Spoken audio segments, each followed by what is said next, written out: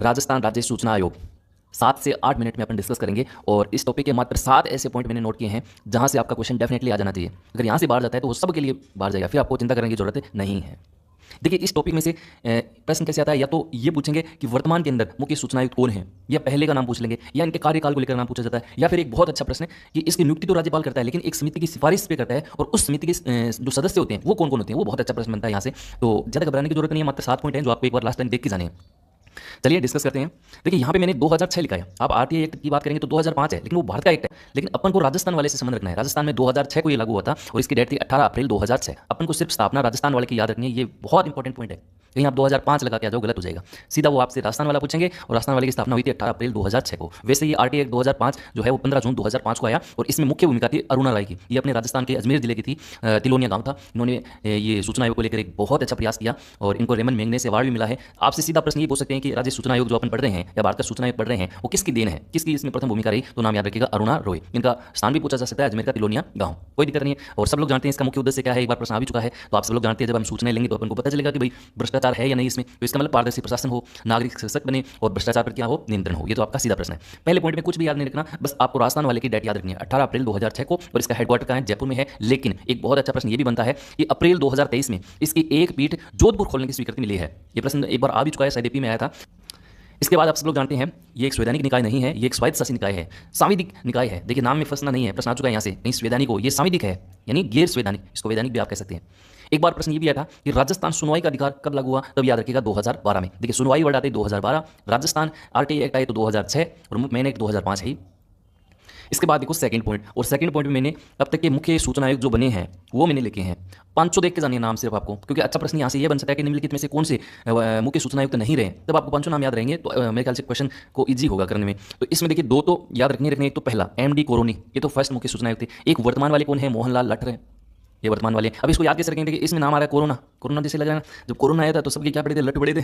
पहले कोरोना आया, बाद में लठ पड़े, इसका मतलब पहले कोरोना फर्स्ट हो गया और बाद में लठ, इसका मतलब वर्तमान में कौन है, लठ है। और 3 इनके भी नाम देख लो, क्योंकि क्वेश्चन मैंने अभी आपको बताया निम्नलिखित में से कौन से मुख्य सूचना आयुक्त नहीं है, क्योंकि ये प्रश्न का ट्रेंड है, आजकल ऐसे प्रश्न आ रहे हैं। तो याद रखिए, इसमें टी निवासन है, सुरेश चौधरी है और एक है देवेंद्र भूषण गुप्ता। याद रहेगा तीनों नाम, कोई दिक्कत नहीं होगी। टी निवासन ये सदस्य भी रह चुके हैं।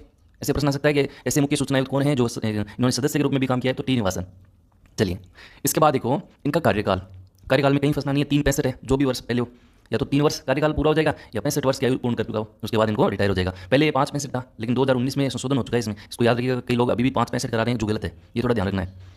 इसके बाद देखो वर्तमान वाला हो ही गया। हाँ, ये देख लो शपथ और त्याग पत्र। अब इसमें सिर्फ एक ही नाम याद रखना है, राज्यपाल। इसमें कोई लफड़ा नहीं है। शपथ भी राज्यपाल दिलाएगा, त्याग पत्र देना है तो राज्यपाल को देकर हो जाएगा, और नियुक्ति भी इसकी राज्यपाल करेगा। हालांकि समिति की सिफारिश होती है वो अपन नीचे पढ़ेंगे, लेकिन करता कौन है, राज्यपाल करता है। और क्या एक बहुत मजे की बात आप सुनो, अगर हटाना हो मुख्य सूचना आयुक्त को तब भी कौन हटाता है, राज्यपाल हटाता है। बस उच्चतम न्यायालय का निर्देश सही है, लेकिन हटाता कौन है, राज्यपाल। जैसे आरपीसी के अध्यक्ष और सदस्यों की नियुक्ति तो कौन करता है, राज्यपाल करता है, लेकिन हटाता राष्ट्रपति है। तो बहुत अच्छा प्रश्न यहाँ से बन सकता है, थोड़ा ध्यान रखिएगा। इसके बाद ये पुनर्नियुक्ति के पात्र नहीं है, पद से हटाने का मैंने अभी आपको कहा, उच्चतम न्यायालय के निर्देश पर हटाता राज्यपाल ही है।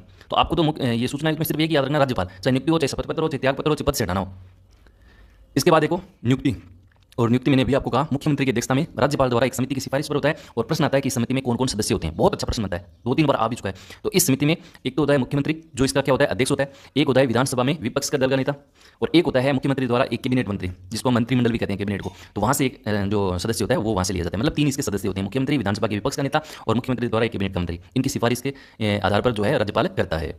चलिए, चौथा पॉइंट, वेतन भत्ते। अब ये प्रश्न बहुत अच्छा बनता है, आजकल ऐसे प्रश्न आ रहे हैं कि मुख्य सूचना आयोग सदस्यों का जो वेतन का निर्धारण है वो कौन करता है। ऑप्शन में आता है राज्यपाल या राज्य सरकार। तो याद रखिएगा, इनका वेतन भत्ते का जो तय है वो कौन करता है, केंद्र सरकार। वार्षिक रिपोर्ट, अपना जो पूरे साल के अंदर जो काम किया इस आयोग ने, तो उसकी रिपोर्ट किसे पेश करेंगे, तो राज्य सरकार को करेंगे, जो इसे विधानसभा पे रखेगी, वो आगे की चर्चा रहेगी। इसके बाद देखो इसकी संरचना, इसमें कितने सदस्य होते हैं वगैरह वगैरह। तो आप सब लोग जानते हैं, एक तो अध्यक्ष होता ही है, और अध्यक्ष सहित इसमें कुल कितने होते हैं, 11 सदस्य होते हैं। अधिकतम 10 सदस्य हो सकते हैं। अपने राजस्थान की वर्तमान की संरचना की बात करें तो अभी तो अध्यक्ष तो ही मोहनलाल लठर, और 4 इसके सदस्य हैं, जिसमें एक पद खाली भी है अभी। तो थोड़ा ध्यान रखना, अखबार में न्यूज़ आई थी, आपने देखी होगी। तो इसमें देखिए अभी 3 सदस्य कौन कौन है। एक तो महेंद्र पार्क है, एक सुरेश गुप्ता है, एक टीकाराम शर्मा है। 3 नाम याद रख लीजिएगा। याद है तो कोई दिक्कत नहीं, मेरे ख्याल से यहाँ से नहीं पूछेंगे आपसे, लेकिन ये जरूर याद रखिएगा। वर्तमान में एक अध्यक्ष है और 4 इसके सदस्य हैं, 3 एक पद अभी भी रिक्त है। चलिए, कोई दिक्कत नहीं है, फिर आगे चलते हैं। हाँ, एक प्रश्न ये 6 पॉइंट से, लोक सूचना अधिकारी। जैसे मान लीजिए आपको सूचना लेनी है, तो वहाँ इस आयोग में प्रत्येक विभाग के अंदर एक अधिकारी को नियुक्त किया जाता है, जो इसकी सूचना देगा व्यक्तियों को, किसी प्रकार से कोई दिक्कत नहीं हो, तो उसको बोलते हैं लोक सूचना अधिकारी। तो सूचना की मांग करने वाले व्यक्तियों के अनुरोधों पर कार्रवाई करेगा। मान लो ये कार्रवाई नहीं करता है, समय लगाता है, तो इस पर सूचना नहीं देने का जुर्माना भी लगता है। प्रश्न आ गया है, कितना जुर्माना लगता है, तो अधिकतम 25,000 रुपये का जुर्माना लगता है। ये बड़ा ध्यान रखिएगा। या फिर 250 रुपये पर डे के लगते हैं। तो ये ऐसा काम करते नहीं, डरते ना, सूचना दे देते हैं तुरंत। तो एक बार ये भी प्रश्न है कि लोक अधिकारी पर सूचना आयोग का जो आदेश होगा वो बाध्यकारी होगा, मानना ही पड़ेगा। तो ये जो आर्टिकल है वो कौन से के तहत है, धारा के तहत, तो वो है धारा 19 से 7। तो छठा पॉइंट बहुत महत्वपूर्ण है आपके लिए, यहाँ से प्रश्न अच्छे लेवल का बनता है, तो थोड़ा ध्यान में रखिएगा। और अंतिम पॉइंट, कुछ सूचना पोर्टल है जो एग्जाम में बार बार पूछे जाते हैं। तो इसमें एक तो देखिए राजस्थान संपर्क पोर्टल है, जिसमें आपके शिकायत निवारण प्रणाली के रूप में ये काम करता है। और एक ये बहुत महत्वपूर्ण है, जन सूचना पोर्टल। ये प्रश्न आपके एग्जाम में आ सकता है। तो सार्वजनिक रूप से जितनी भी योजनाएं वगैरह चल रही हैं और इन योजनाओं की अपन को जानकारी जानिए, तो वो कहाँ से मिलेगी अपन को, जन सूचना पोर्टल से।